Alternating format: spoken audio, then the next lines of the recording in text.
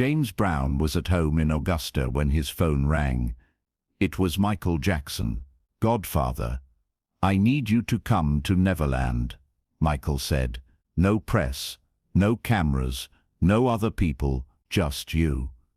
I want to perform for you, to show you what you created."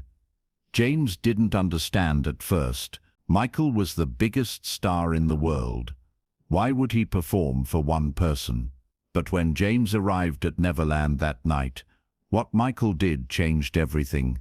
James thought he knew about his student. It's August 1995. James Brown is 62 years old, still performing but not at the same pace as his younger years. He's at his home in Augusta, Georgia, thinking about dinner when the phone rings. His assistant answers it, then comes into the room with a strange look on her face. "Mr. Brown, it's Michael Jackson." James takes the phone. "Michael, everything okay?" "Godfather," Michael's voice comes through, and James can hear something in it. Nervousness, excitement, something important. "I need to ask you something. Can you come to Neverland this week?" "What's going on? You doing a show?" "No," Michael says. "Not a show?" "Well, yes, a show, but it's complicated. Can you just come? I'll send a plane. I'll take care of everything. I just need you here." James Brown has known Michael Jackson for 26 years at this point. Since that night in 1969, when an 11-year-old kid knocked on his dressing room door crying. They've stayed in touch over the decades, phone calls, occasional meetings, mutual respect. But this is unusual. Michael sounds almost desperate. "Michael, you're the biggest star in the world. You don't need me to." "I do need you," Michael interrupts. "Please, this is important. More important than anything." Something in Michael's voice makes James say yes. 3 days later, he's on a private plane to California. When James arrives at Neverland Ranch, he's struck by how quiet it is. No security swarming, no press, no other celebrities. Just Michael's staff, and Michael himself, waiting at the main house. Michael looks different than the last time James saw him. Thinner, more fragile somehow, but his eyes are bright with anticipation. "Thank you for coming," Michael says, embracing James. "I know you're probably wondering what this is about." "I am curious," James admits. Michael takes a breath. 26 years ago you gave me 30 minutes in your dressing room. You taught me everything. The moves, the soul, the secrets. You told me to take what you taught me and make it better. You told me I was supposed to be everything." "I remember," James says. "Well," Michael continues, "I've been everything. I've performed for presidents and kings. I've done stadium shows for 50,000 people. I've danced on every stage in the world. But I've never done the one thing I've wanted to do since that night in 1969. What's that? Perform for you. Just you. To show you what you created. To show you what I did with those lessons." Michael's eyes are getting wet. "Every move I've ever made, every performance I've ever given, it all started with you. And you've never seen me really perform. Not the way I can now. Not with everything I've learned." James is quiet for a moment, processing this. "Michael, you don't need to prove anything to me. The whole world knows you're the greatest." "I don't want to prove anything," Michael says. "I want to honor you. I want to show you that what you gave that 11-year-old kid wasn't wasted, that he took it and did something with it." James feels his throat tighten. "When?" "Tonight, if you're willing. I've been preparing for weeks. I have a theater here on the property. It's just going to be you and me. No cameras, no recording, nothing. Just a teacher watching his student. That's all I want. That evening, Michael leads James to a private theater on the Neverland property. It's small, maybe 50 seats, but professional. Stage lights, sound system, everything a performer would need. But there's only one seat in the audience. Front row, center. For James. "This is for you," Michael says, gesturing to the seat. "I'll be back in 20 minutes. I need to get ready." James sits down. The theater is completely silent, except for the hum of the air conditioning. He's performed for millions of people in his career. He's been on every major stage, but he's never been the sole audience for a performance. It feels strange, sacred almost. 20 minutes later, the lights go down, the stage lights come up, and Michael Jackson walks out. He's wearing an outfit similar to what James used to wear in the 1960s, Myers sharp suit, perfectly pressed. A tribute to his teacher. He stands center stage, looking directly at James. "Godfather," Michael says into a microphone, "everything you're about to see, I learned from you.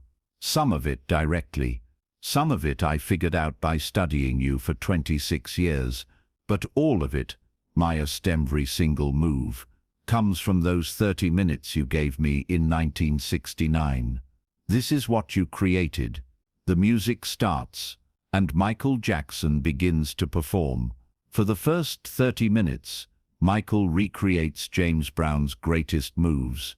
The spins, the slides, the drops to the knees. But he's not just copying them. He's doing them with his own style, his own interpretation. He's showing James how he took the foundation and built something new on top of it. James watches, and he can see it.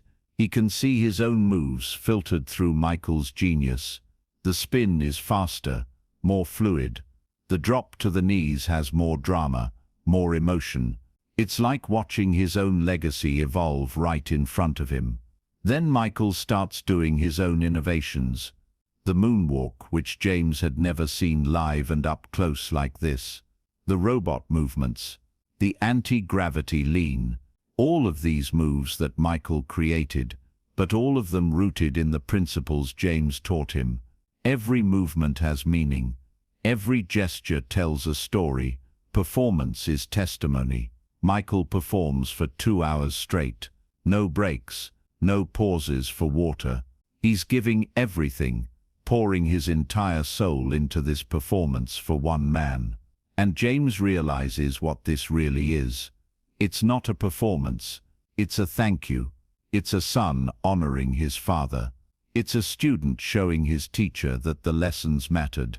About 90 minutes in, Michael performs James Brown's signature moves in ways that both honor and evolve them. He's showing how James's influence flows through his own work, how every innovation Michael created has roots in what James taught him. James Brown, who's watched thousands of performers, who's been imitated by everyone from Elvis to Prince, has never seen anything like this. This isn't imitation. This isn't tribute. This is evolution. This is what he told Michael to do 26 years ago. Take what I taught you and make it better. And Michael has. He's taken the foundation and built a palace on it. As Michael goes into the final number, James realizes he's crying. Tears are streaming down his face. He's not even trying to hide them. This 62-year-old man, who's been called the hardest working man in show business, who's performed through pain and exhaustion and every obstacle imaginable, he's crying like a baby watching his student perform. Michael finishes with one of his own signature performances, but he performs it directly to James, and everything takes on new meaning. He's looking at James while he moves, and James understands. Michael is showing him that every lesson was absorbed, every principle was honored, every secret was protected and passed forward. When the music stops, Michael stands center stage, breathing hard, sweat pouring down his face. The theater is silent. James is still in his seat, unable to move. Michael walks to the edge of the stage and kneels down, at James's eye level. "Did I do right by what you taught me?" James can't speak. He just nods, tears still streaming. "Tell me," Michael says, and now he's crying too. "I need to hear you say it." James stands up. He walks to the stage, and he reaches up to put his hand on Michael's face. "You didn't just honor me," James says, his voice thick with emotion. "You perfected what I started. You took everything I gave you, and you made it into something I never could have imagined. You became better than me, Michael, just like I told you to." Michael closes his eyes, and more tears fall. "I couldn't have done any of it without you." "But you did do it," James says. "That's the point. I gave you a foundation. You built the empire, and watching you tonight, Michael, I've performed for millions of people.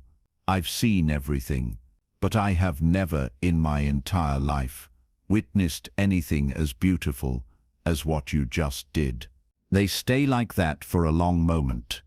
Neist, teacher and student, mentor and protege. Two legends acknowledging the sacred bond between them. Finally, Michael stands and helps James up onto the stage.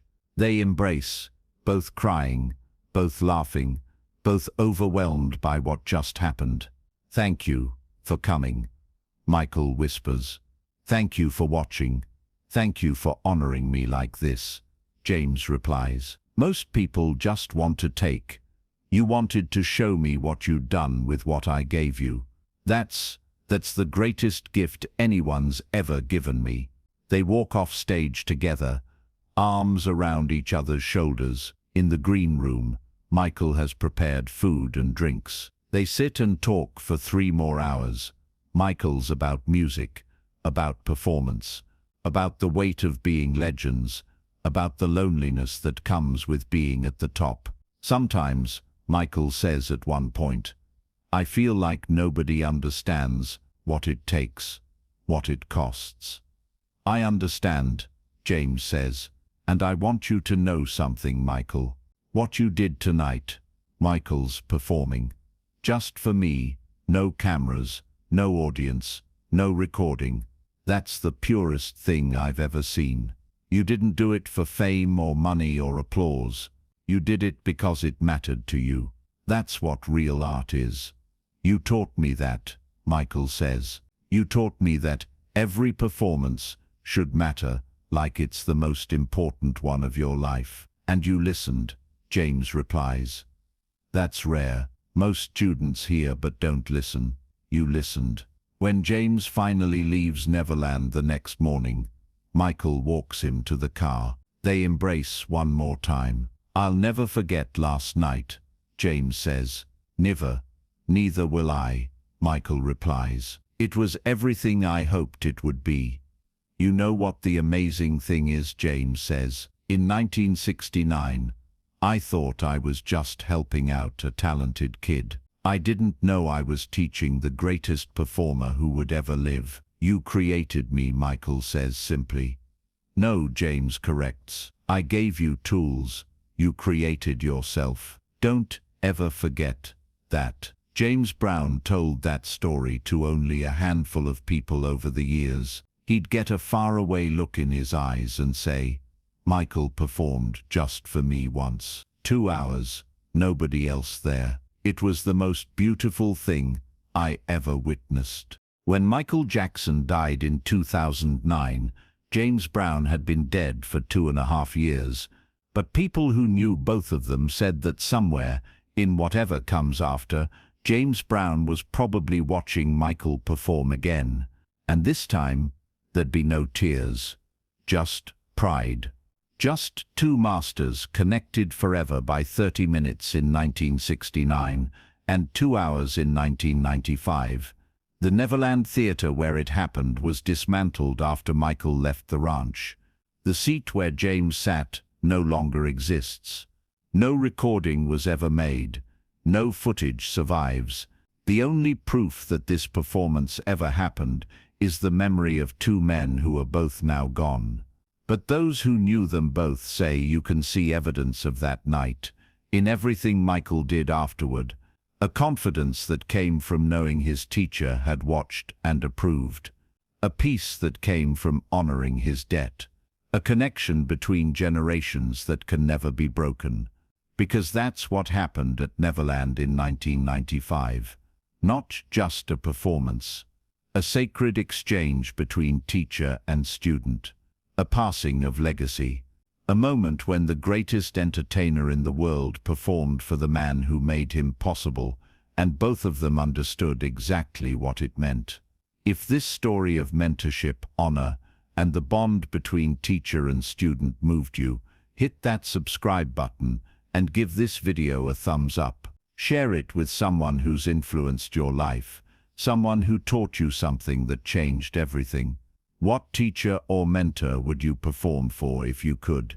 Tell us in the comments. And don't forget to ring that notification bell for more incredible untold stories about the moments that connected legends across time.